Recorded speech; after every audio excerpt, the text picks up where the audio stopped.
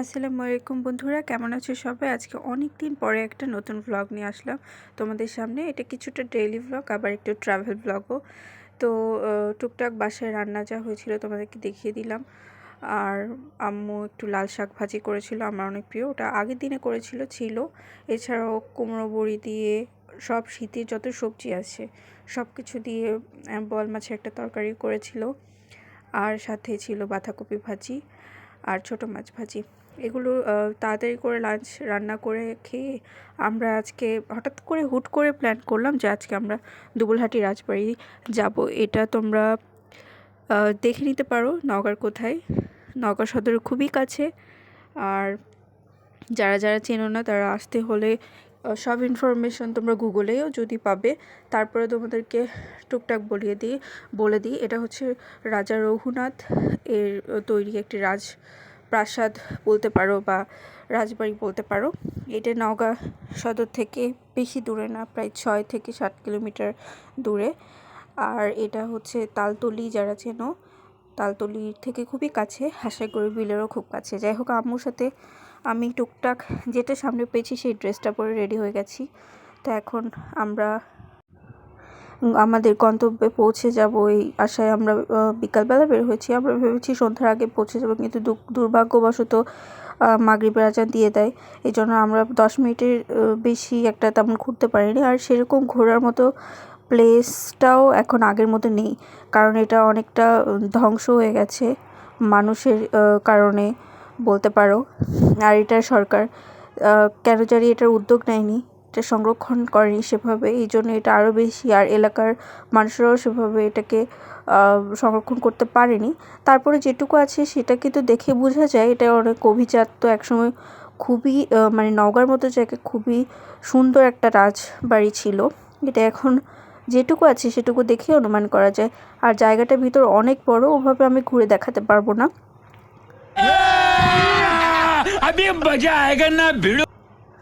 তো তোমরা বুঝতেই পারছো, রিকশাওয়ালা মামা ছিল আমাদের এলাকার। আর উনি মানে এত সুন্দর করে এই জায়গাগুলোর বর্ণনা দিচ্ছিল, যেটা একটা ট্যুরিস্ট গাইডারের কাছেও আমরা ওইভাবে পাবো না। যাই হোক, এইগুলো আসলে ব্লেসিং যে চেনা পরিচিত মানুষ আশেপাশে থাকলে। আর আমাদের নওগাঁ এলাকার মানুষ কিন্তু খুবই ভালো, আলহামদুলিল্লাহ, সবাই খুব আন্তরিক। তো তোমরা যারা বাইরের ডিস্ট্রিক্টে আছো, বাংলাদেশের কিংবা এই ভারতের, তারা কিন্তু এই রাজবাড়িটি দেখে যেতে পারো। এই এলাকাতে ম্যাক্সিমাম মানুষই হিন্দুরা বাস করে এবং এখানে প্রচুর অতিথি পাখি, কারণ যেহেতু গ্রাম আর হিমালয়ের কাছে কিন্তু বাংলাদেশে এই উত্তরবঙ্গ। তো এখানে প্রচুর অতিথি পাখিরা কিন্তু শীতপ্রধান দেশ থেকে বা যেখানে গরম এখন সেই এলাকা থেকে চলে আসে এই এলাকাগুলোতে। সো অনেক পাখি, অনেক বক, যেগুলো আমি ওভাবে ক্যাপচার করতে পারিনি। তারপর যেটুকু তোমাদের সাথে গ্রামের দৃশ্যগুলো বা শহরের রাস্তাগুলো, গ্রামের রাস্তাগুলো যতটুকু ক্যাপচার করতে পেরেছি সেটুকুই তোমাদের সামনে তুলে ধরেছি। আশা করি তোমাদের এই ব্লগটি ভালো লাগবে। ভালো লাগলে অবশ্যই কিন্তু আমার চ্যানেলটি সাবস্ক্রাইব করতে ভুলো না, আর লাইক কমেন্ট শেয়ার করো। আর আমার ইনস্টাগ্রামকে ফলো করো তোমরা, আর আমার ফেসবুক পেজেও ফলো করো। যাই হোক বন্ধুরা, দেখতে পাচ্ছ যে উনি অনেক কিছু বর্ণনা দিচ্ছিল আর বলছিল যে এখন শীতকাল জন্য এগুলোতে পানি নেই, কিন্তু বর্ষাকালে এগুলোতে পানি থাকে এবং তখন কিন্তু প্রচুর পানি যখন থাকে তখন এখানে প্রচুর মাছ চাষ হয় আর এখানে প্রচুর শাপলা ফুল ফোটে। আর এখন যেহেতু বর্ষাকাল, শীতকাল, সেহেতু এগুলো শুকিয়ে গেছে। আর ধান কিছুদিন আগে ছিল, সেগুলো কেটে ফেলা হয়েছে। সো এখানে যেটুকু পানি শুকিয়ে যাওয়ার পর মাছ পাওয়া যায়, সেগুলোও মাছ কিন্তু প্রচুর শীতকালে পাওয়া যায়। আর এখানে এত বেশি, আমার বাসার সামনে দিয়েই তরকারিওয়ালারা যায়, মাছওয়ালারা যায়, তোমরা শুনতেই পাচ্ছ আমার ভয়েস ওভারে। কারণ এখানে প্রচুর খাঁটি, একদম অথেন্টিক ভেজাল মুক্ত সবজি আর মাছ মাংস পাবা তোমরা। এটা সব গ্রামে মনে হয় পাওয়া যায় বা শহরে পাওয়া যায়, কিন্তু বাংলাদেশে ঢাকা শহরে কিন্তু আমি একদমই পাই না। এত বড় শহর, তারপরও টাকা দিলে আসলে অথেন্টিক জিনিস গ্রামের মতো আসলে পাওয়া যায় না। তো যাই হোক বন্ধুরা, ব্লগটি দেখতে থাকো, আর ভালো লাগলে অবশ্যই জানাবে কমেন্টে। আর সামনে আরও ব্লগ দেওয়ার ট্রাই করব কিন্তু বন্ধুরা, আরও বিভিন্ন জায়গায় ঘুরবো। এখন যেহেতু পরীক্ষা সামনে। তারপর হঠাৎ করে আসলে আম্মুর সাথে প্ল্যান করা হয়েছিল। দেখতেই পাচ্ছ সূর্য কিন্তু একদম অস্ত যাচ্ছে, আর একটু পরে হয়তো সূর্য থাকবে না, তাই মামাকে বলছে খুব দ্রুত চলুন। আর আমি আগেই বলেছি এই জায়গাটার নাম কিন্তু তালতলিও বলে, কারণ এখানে প্রচুর তাল গাছ আছে। আর নওগাঁ আরেকটা জায়গা আছে নিয়ামতপুর ঘুঘুরডাঙ্গা, সেখানেও কিন্তু তোমরা এরকম তাল গাছ দুই পাশে দেখতে পাবে, অনেক সুন্দর তাল গাছের সারি। আসলে নওগাঁতে প্রচুর তাল গাছ, আর এই জন্য হয়তো রবীন্দ্রনাথ প্রতিস্বরে এসে তাল গাছ কবিতাটা আমাদের এই নওগাঁতেই লিখেছিল। যাই হোক, আমি এক সময় প্রতিস্বরে গিয়েও তোমাদেরকে কিন্তু দেখাবো। যাই হোক, এখন তোমরা এখানে দেখতে পাচ্ছ যে প্রতিকৃতিটা, এটা হচ্ছে আব্দুল জলিলের প্রতিকৃতি, কারণ উনি এই রাস্তাটাকে উন্নত করেছিলেন। আর ইনি মারা গেছেন, ইনি আমাদের প্রাক্তন আওয়ামী লীগের একজন সংসদ সদস্য ছিলেন এবং নওগাঁর এমপি ছিলেন। যাই হোক, আল্লাহ ওনার জান্নাত নসিব করুন, ওনার গুনাহ মাফ করে দিক এবং ওনাকে বেহেশত দিক। আর উনি আমাদের জন্য আসলে নওগাঁর জন্য অনেক কিছু করেছে, এটা অস্বীকার করা যাবে না। যদিও আমি কোনো দলীয় কোনো লোক না, বাট যে এই রাস্তাটা কিন্তু উন্নত উনি করেছিলেন, এই জন্য ওনার প্রতিকৃতি। তো যেটা বলছিলাম যে এখন কিন্তু দেশের সব জায়গায় কিন্তু রাস্তাঘাটে খুব ময়লা দেখা যায়। আমি খুব অবাক হয়েছি, আম্মুও বলছিল এটা, যে এই রাস্তাতে তেমন কোনো ময়লাই নেই। আর এটা সত্যিই খুবই নিজেকে দেখে আসলে সৌভাগ্যবান মনে হয় যে আমার এলাকার রাস্তা এত বেশি পরিষ্কার। আর গরমকালে এই পাতাগুলো তো এখন ঝরে গেছে গাছের, আর শীতকাল জন্য নির্জীব হয়ে আছে, কিন্তু গরমকালে এটা রৌদ্রোজ্জ্বল দিনে এই পাতাগুলো সবুজ আর অনেক সুন্দর, আরও বেশি সুন্দর লাগে। তো মামা বলছিল যে এখানে আরও কী কী জায়গা ঘোরার মতো আছে, এই ইতিহাস সম্পর্কে বলছিল।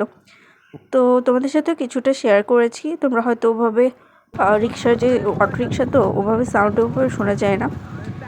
তারপরেও বলি যে উনি রঘুনাথ যে রাজার কথা বলছিলেন, উনি এখন ওনার কিছু বংশধর কলকাতায় আছেন, ভারতে পশ্চিমবঙ্গে আছেন, কিন্তু যুদ্ধের আগে, মানে যখন প্রায় 1800 তারও আগে, এই যখন এটা তৈরি হয়, তখন কিন্তু এই রাজার খাজনা নিতেন আর কি। খাজনা নেওয়ার জন্য উনি কর হিসেবে, খাজনার যে কর ধার্য করা হয় সেটা হিসেবে উনি বলেন যে তোমরা যেহেতু দিতে পারছো না টাকা বা মুদ্রা, সেহেতু তোমরা আমাকে 22 কাহন করে কই মাছ দেবে। তো 22 কাহন মানে তো অনেক, কারণ 1 কাহন সমান প্রায় 600 এরকম আর কি, 19-20 হতে পারে। তাহলে তোমরা চিন্তা করো 22 কাহন মানে কতগুলো কই মাছ, আর এতগুলো কই মাছ কিন্তু ওনাকে কর হিসেবে দিতে হতো। আর এই মাছগুলো কিন্তু এই বিলগুলো যে দেখছো দুই পাশে, এগুলো থেকে মানে যাদের জমি এগুলো, তারা এখান থেকেই নিয়ে ওনাকে, রাজাকে দিত। আর রাজার ছিল একজন পত্নী, এছাড়াও রাজমহলে অনেক গান বাজনার প্রচলন ছিল। আর আগেকার রাজারা কিন্তু অনেক শৌখিন ছিলেন। তো এই শৌখিনতা এখন আর কোনো ইটও মানুষ নিয়ে যায়, এরকম একটা অবস্থা রাজবাড়ি। তো সেই শৌখিনতা ওভাবে চোখে পড়ে না।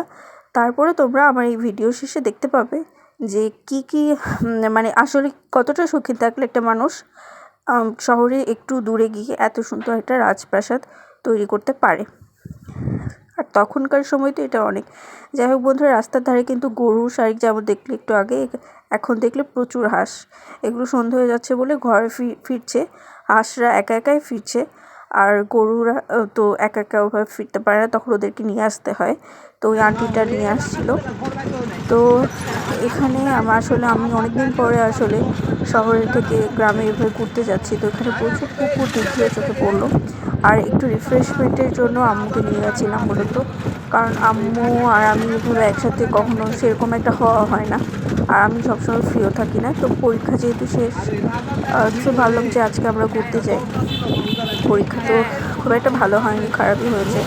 আর আমার কাছে মনে হয়েছে যে মানে হোক না হোক, তুমি টেকো না টেকো, সব জায়গায় পরীক্ষা দেওয়া উচিত। তো সেই অভিজ্ঞতার থ্রুতেই আমি পরীক্ষা দিতে এসেছিলাম নওগাঁয়।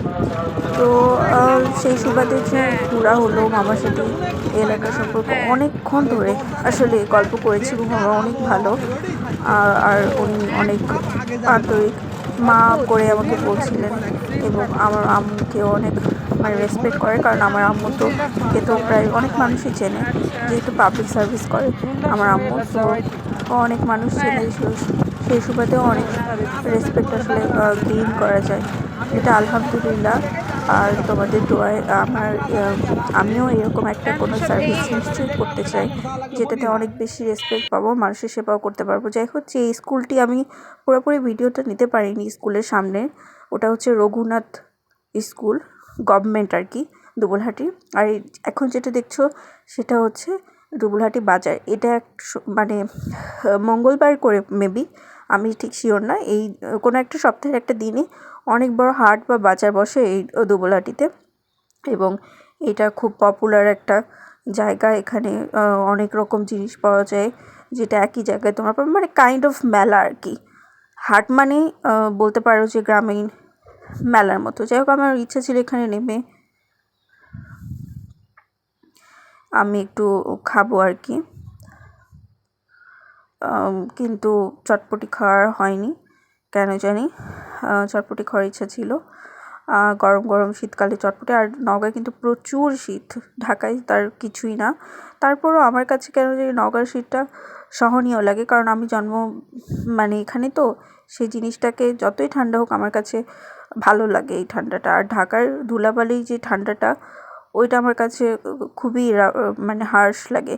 যাই হোক, আমরা অনেক দূর পথ, যেহেতু তোমাদের সাথে এতক্ষণ কথা বললাম, তোমরা অবশ্যই অধীর আগ্রহী আছো এটা দেখার, আমিও অধীর আগ্রহী ছিলাম। আমরা প্রায় চলেই এসেছি দুবলহাটির রাজবাড়িতে। তো এই রাস্তাটা একটু আঁকা বাঁকা এইদিকে, আর আমি এক্সপেক্ট করি নাই, আনএক্সপেক্টেডভাবে একদম মেইন রোডের সাথেই। আমি মামাকে জিজ্ঞেস করছিলাম যে আর কতক্ষণ, হঠাৎ করে মামা বলছে এই তো রাজবাড়ি। আমি জাস্ট শকড হয়ে গেছি যে মেইন রোডের সাথেই এত সুন্দর একটা রাজবাড়ি তোমরা দেখছো এখন। এটাই হচ্ছে সেই দুবলহাটির রাজবাড়ি, যেটা এখন ধ্বংসের দিকে। সেভাবে মানুষ পর্যটকরা আর এখানে আসতে চায় না। এখানে নিরাপত্তাও কম, যেহেতু গ্রামীণ এলাকা। আর এখানে একটা শিব মন্দির ছিল তার সামনে। তো কিছু সংখ্যক পর্যটক ছিল, একদমই ছিল না তা না। এটাও তো অনেক আসলে ভাগ্যের ব্যাপার যে আমরা যে দুবলহাটির রাজবাড়িতে যে সময়টি গেছি, একদম মাগরিব আজানের কাছাকাছি সময়, এই সময় আসলে পর্যটক কিছু আছে, এটা আসলে ভালো লেগেছে। তো আমি নামলাম, নেমে বললাম মামা আপনার গাড়িতে আবার যাব, আপনি একটু দাঁড়ান, আমরা বেশিক্ষণ একটা থাকবো না, কারণ এগুলো জায়গায় তো যদিও শীতকাল, তারপরে সাপ পোকামাকড় এগুলো থাকে।